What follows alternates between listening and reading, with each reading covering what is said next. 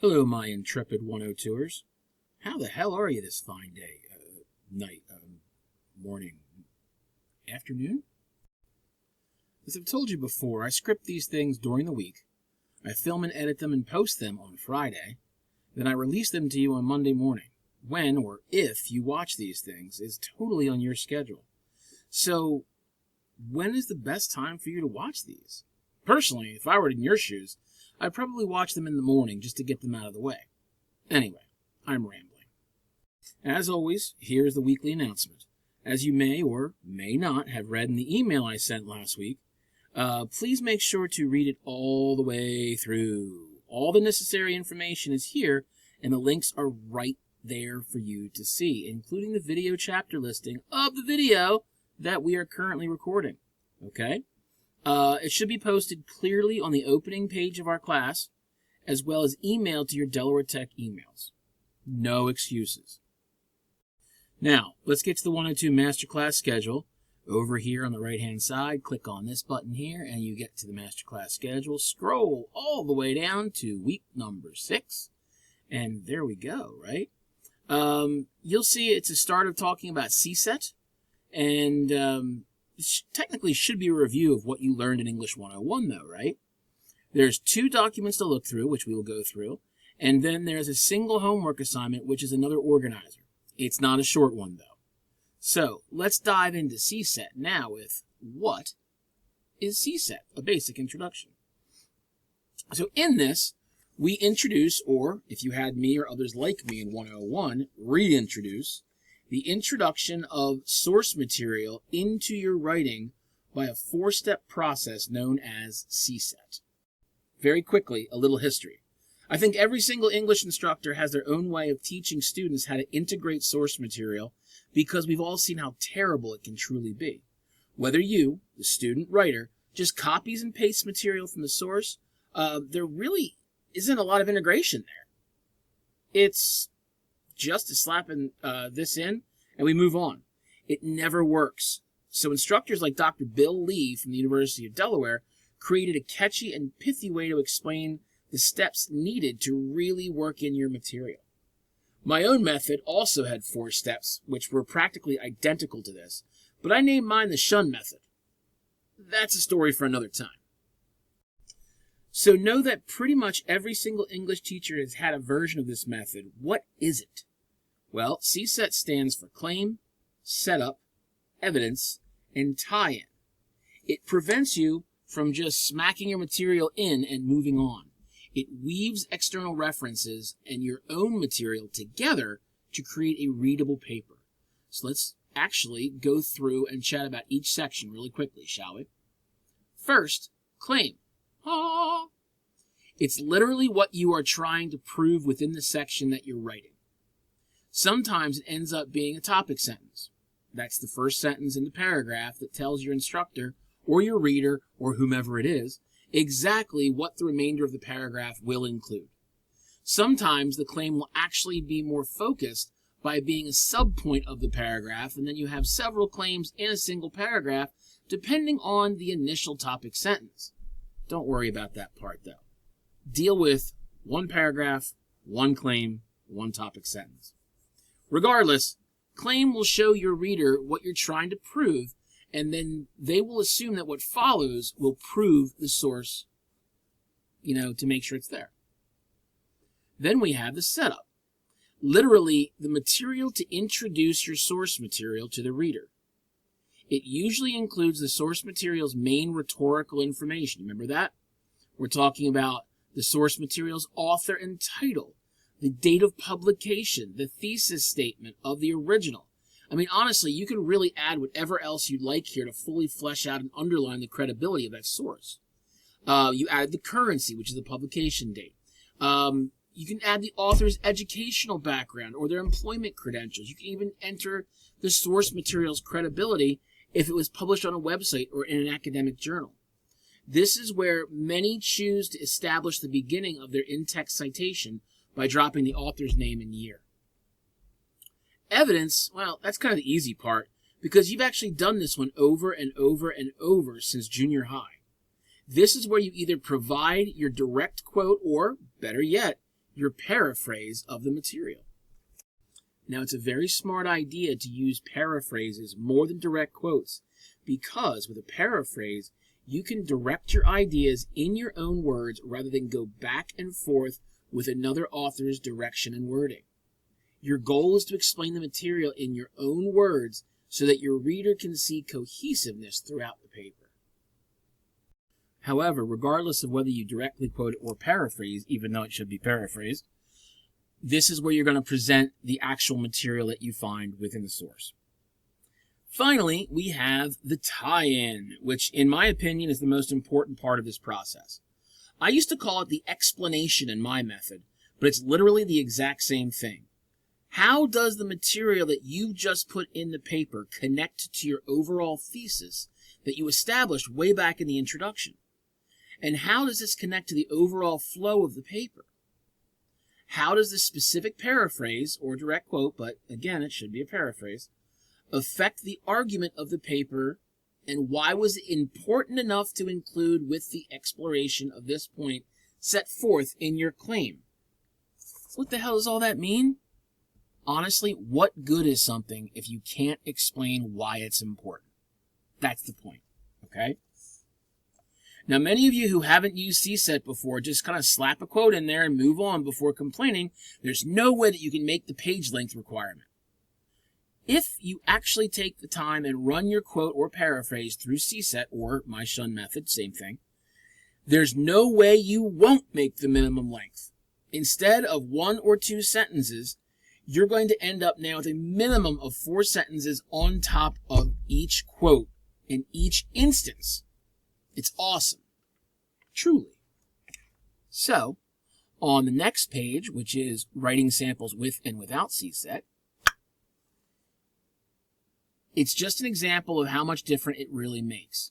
You can see here paragraph 1 is basically a quote, a citation, a quote, a citation. There's no transitions. There's no nothing here. It's just a simple, basic student writing that you don't necessarily add to. Down here, we've got our topic sentence, our claim. Then we've got our setup, getting into the idea, about to introduce it. We have our evidence. We have our tie-in section right here. Then we have another setup. We have another piece of evidence, and we have another tie-in. So obviously, asking which one is easier to follow is very easy. You can take a look at it without knowing anything else and see that paragraph 2 is longer and more detailed, so therefore paragraph 2 is probably the correct answer. And that's true. So honestly, this is fine. You can go through and look at the CSET deconstructed. Yeah, okay, you've got the claim, got the setup, got the evidence, got the tie-in. You can see kind of where everything goes. Because honestly, if you were only dropping the evidence in, you'd have this one sentence. But now you're adding this, you're adding this, and you're adding this massive block of tie-in there. That's great. Now there's another one right down here, Javenbach's article, "To Feel Happier, We Need to Resolve to Live the Life We Evolved to Live." And you can see kind of a color-coded way of doing things. The claim is going to be the red, the setup is going to be the blue, the evidence is going to be the green, and the purple is going to be the tie-in. We have a 1-to-1-to-1 ratio, a 1-to-1-to-1 ratio, okay? It's great. That being said, I actually have a Microsoft Word document that I'm going to also include on the announcements so you can see it there as well. But this one was written by 2 amazing colleagues who I would just be lost without. I won't totally go into detail here, but take a look at the sample. And just from glancing at the overall length, sentence structure, long versus short, you can see exactly why this matters so much. So what they've done is they actually created a pink and a purple, which this is the only part I disagree with on the entire page. Pink, blue, green, and purple. Pink is going to be your claim, and if you scroll through, you can see there's only one claim. Single claim paragraph. Great, that's normal. Then we're going to have our setup. 1, 2, 3, 4 pieces of setup. Then we're going to have evidence, which is right down here, the green. 1, 2, 3, 4 pieces of evidence. And then our tie-ins are going to be purple. 1, 2, and then a massive one here because this one was a little bit tiny. So we're going to tie in both of them in the same piece. So the point we're trying to make is if you decide to copy and paste source material into your paper, it's going to be very choppy. You might hear me or read this. You're not going to hear me say it, but you might read when I say, hey, this came across as choppy. Your transitions are weak or missing altogether. I want you to look at this and ask yourself, how does this read? Okay? We know in this paragraph, we're talking about Gershoff and Perry and their points on corporal punishment resulting in negative outcomes and mindsets, both short and long term. We know everything in this paragraph is going to be about the negative aspects of spanking and what comes afterwards. Okay? And then we're going to tell everybody, hey, this one comes from Gershoff. This one also comes from Gershoff. This one comes from Perry. And again, this one comes from Perry. And they're going to be a combination of paraphrase and some quotes. Paraphrase and some quotes. We have a direct quote here. And then what's going to happen is they're going to explain, okay, yeah, I just gave you that material, but why? Why was it so important? Oh, I'm showing you that negative outcomes can potentially result in children after facing corporal punishment use, okay? So that's a huge deal. Some people might get a little confused, and that's fine. Take a look at these. Do not hesitate to reach out if you're not totally grasping the intricacies of this document. All right, so that was the two sources that we did talk about. We did that in just less than 12 minutes. That's pretty good. So let's take a longer time and explain exactly what I want you to do in the Comparative Writing Graphical Organizer. So by clicking on this, we get to the assignment page. You're automatically going to download and fill in this Comparative Writing Graphical Organizer, okay? By clicking on this, you will see this gorgeous piece of text. So what I want you to do is fill it out just like you normally would, okay? Remind us of the general topic. Tell me what your preliminary thesis statement is. Remember, preliminary is a nice big word that means to start. So what are you currently thinking about your topic? It may change. It may not change. But this is what we're starting out as. And then I have everything broken down. We have an introduction paragraph. We have a background paragraph. We have at least two comparing perspectives paragraphs. We have our exploratory synthesis paragraph. And we have our conclusion. What's in all of this? I'm glad you asked. First, give me a good attention getter or hook. Tell me why I should be reading this paper and why I should be interested in your topic. Figure something out. However, do not give me the imagine introduction. Imagine if you... No, I'm not going to imagine. That's your job. You do the work. You tell me what I need to see. If you want me to imagine something, try giving me a short third-person anecdote. Instead of, imagine that you're in prison and you have been thrown into solitary confinement. No. I'm actually quite a good person, and I follow the rules, so there's no way I'd be thrown into prison. So I can't imagine that. But if you said, hey, Billy Bob was a serial offender and was thrown into prison, got into a whole bunch of fights, and was thrown into solitary confinement, there we go. Now I can imagine some third person named Billy Bob who did all this terrible stuff. It's easier. Do not use second person. Do not use the imagine hook. Second, the explanation of the controversy. Why is your topic debatable to begin with? Why doesn't everybody just agree with it already? Why are you trying to make an argument out of it other than the fact that I want you to? Okay? Explain the controversy. And then as you can see here, I want a thesis question. Do not give me a thesis statement. Give me a thesis question. I want to know, what opening question would you ask a group of individuals like your family or friends to start thinking about your topic? Do you, no second person. So I was thinking if I was in front of somebody. Does civilization need a connected cyber terrorism task force that is empowered to work over country lines, or should they maintain individual country status and not necessarily work with anybody else? I mean, that's a question. It's a deep question, but it's a question nonetheless. I can tell you, if your introduction for your paper, your Unit 2 paper, does not end in a thesis question, you didn't pay attention, you didn't follow the instructions, and I know that the rest of the paper is probably going to be garbage. I'm not trying to be mean about that, but what I am trying to tell you is if you're not going to follow the rules, I'm going to be able to tell at the end of the introduction. Okay? So, let's keep going. Our background is where we introduce the two sources that are going to be representing our sides. These are two new sources within the last 5 years. For right now, we're talking January 1st, 2021 or later. And here you're going to put all the rhetorical information and all the rhetorical information from the second article. You're going to introduce that, and then you're basically going to answer these prompts. Hey, what's some information that's important to the reader? What information do you believe that the reader might not know but needs to know to truly understand your overall argument?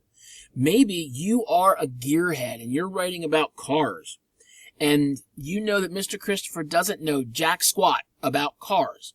What sort of things do I need to know in order to understand your overall argument? That would go here. And what do these two sources kind of have in common? What sort of ideas are they doing? Because even though they will be going in different directions, they're probably going to have some similar understandings, okay? That's not going to be a very long paragraph. We're going to go over the sample next week, not this week. Comparing perspectives. This is a very important part, okay? It's not the most important part of the paper, but it's damn sure close. So what you're going to do is look at the organizer you submitted last week. You're going to find the two questions that both sources referenced. And you're going to pick 2 out of the 3 that you listed, your 2 strongest, and you're going to label them point of argument 1 and point of argument 2. And you're going to go through and explain this. What was the evidence in the first article to support or answer the question that you asked the first time? What was the second article's evidence to support that question or point of argument from the first argument? Okay? And then, how can you connect these? How can you describe what you just saw in your own words? How can you look at it in terms of a general understanding that everybody could grasp without reading these 2 articles? How can you turn it into a social conversation? You're going to do this for argument point 1 and down here for argument point 2.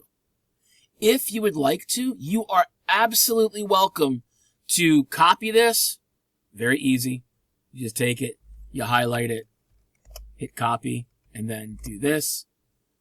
And, you know, the images don't, or the, not images, the colors don't really come through. But then just kind of like do this. Hey, I'm going to do a 3. Great. So change it to 3, and then you can actually list out a third one if you so desire. I'm okay with that. But I need at least 2, all right? Then down here, we have the most important paragraph of composition, both composition 1 and composition 2. I teach both, so I know this. The exploratory synthesis. This, ladies and gentlemen, is where you get to pull yourself up to your feet and walk for the first time. I want you to think on your own. I want you to generate concepts and ideas based upon this information. And I want you to be able to say, yes, this is mine. I got this. Okay? So what are your thoughts on the argument after reading these 2 sources? How has your mind changed? How have your thoughts changed on this topic after reading these 2 sources and after seeing the 2 sides of the argument? You have a more nuanced take on it now. You're a grown-up. You're thinking, okay? Do you have any personal experience about this? So if we're talking about solitary confinement, I truly hope nobody has any solitary confinement experience. But maybe you know somebody who does. Maybe you were in a psychology class and you saw videos or whatever. That would count too. And then finally, be honest, is there any further research that you think would help you? That would go here. This paragraph, or section, because it might be more than one paragraph, is the most important one you're going to write. And then the last part of your paper is going to be your conclusion, your call to action. And a call to action is basically, what do you want your reader to know, to see, or to do with this information? You want them to understand this. You want them to be able to recognize this. You want them to go and petition their lawmakers to stop something or to start something. And then all the way back up in your introduction, when we take a look at your thesis question, remember what the question was. Answer it all the way back down here in the thesis statement, okay? So answer the thesis question here in the thesis statement. And as a bonus, this thesis statement will be able to be packed up and taken with you into Unit 3. Sound good? And then, of course, I want to see both your references in APA format. There's a lot to it. But honestly, this is probably the toughest paper you're going to write. The argument paper is real easy after this one. And that's all, folks. It's not the shortest video. It's going to come in at just under 22 minutes. But there was a lot to get through again. It was important. I will shut up now. I hope everyone has a great week. Please feel free to reach out to me early in the week for help. I only say early because I don't want you to have to be frustrated when you email me on Saturday night, or worse yet, Sunday night, and I don't get back to you until Monday. Stay safe. Enjoy the beginning of October. See ya.